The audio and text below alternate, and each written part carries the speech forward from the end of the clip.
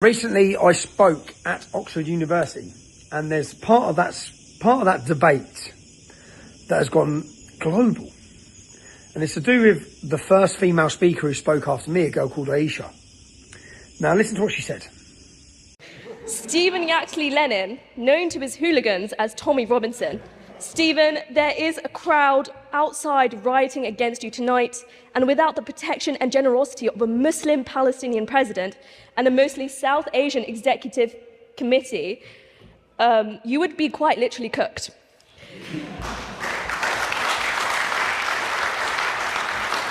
And I would say 100%, and I should have said this 4 days ago when it first came out. And I feel bad because I point scored because she was on the side of Islam. And I allowed what I know not to be true to continue momentum, which is a misrepresentation of what that girl meant. And I know that 100%. I do not doubt it for a minute. Yeah, it wasn't a threat. Now, everyone who's listened to it is running stories saying that Muslim girl threatens Tommy Robinson. It wasn't a threat. I know 100% she didn't mean it as a threat. If it's been interpreted as a threat, it wasn't a threat. So I want to clear that up because I spent most of the night talking to that girl. Yeah, she was lovely. You couldn't meet a nicer girl. Okay. And I also, do you know what? I felt really bad for her because her parents and her family were coming. Think about this from her perspective. Yeah, she's a Muslim. Okay, she's not going to agree with me, and she's born into the identity of a Muslim. She's brought up as a Muslim. So I think about it from her point of view. She's there facing the biggest opposition to Islam there is. It's a big moment for her as a young girl. Yeah, she's my daughter's age. Yeah, so it's a big moment for her, and her parents and family will come in to watch her perform because it is a performance.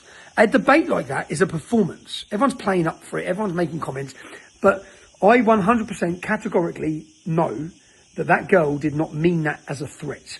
Also, something to clear up: there wasn't a mob of Islamists outside the university. It wasn't a Muslim mob. It was a far left, woke, white, liberal, pathetic, middle class mob. Yeah, it wasn't Muslims. So when people are listening to a Muslim woman talk about that and say I'd get cooked, I can see how it can be taken as that. Yeah, but it wasn't that. 1,000,000%.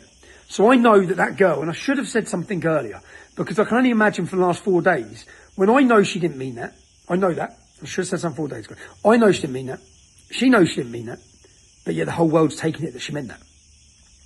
I've been in that position, yeah, where your words are being taken out of context and then weaponised. And I guess I allowed it to be weaponised, so I apologise, Aisha, if you're watching this, I apologise, because I know you didn't mean that. And I should have spoke up from the first minute, but I was too interested in point scoring on the side of us against Islam, which is a wanker move, because I knew you didn't mean it. So I want to put my name to it, that anyone talking and saying that Aisha, that young girl, was threatening me or using it as a threat, it was naive wording from a young girl, whose family, by the way, got attacked outside. So when she's talking that way, they got attacked. Not by my supporters. I made that very clear and do you know what? If you listen to how I started my speech, I actually congratulated that girl. Because I know how nervous she was. I know what a big moment it is to speak at something like that. I know how nervous I was. And I know that her family would have been proud to see her standing there, debating the way she debated. And they didn't get to see it. So take religion out of it, take our politics out of it, take all of it out of it. She's a fucking young girl who stood up on a stage debating me, which is a difficult position for a young Muslim girl. And she was absolutely lovely away from that performance and that debate.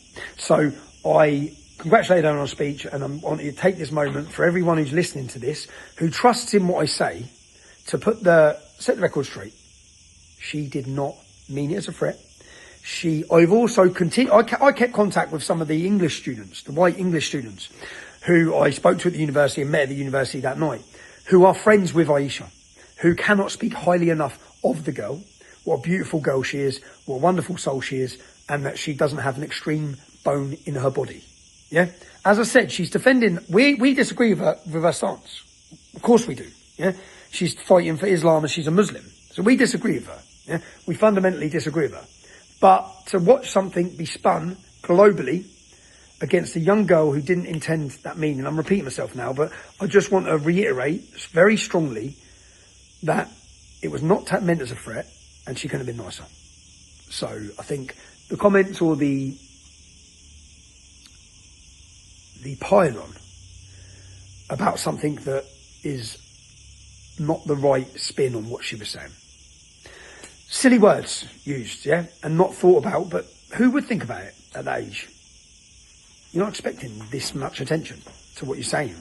But anyway, that's me clearing it up. So just want to clear it up. If you're seeing this in the comments, if you're seeing the story still having fire behind it, that I was threatened by a Muslim girl or a student at a university and she bragged, that's not how she intended it, and it's not how I took it, and it's not how it was. So, thought I'd clear that up.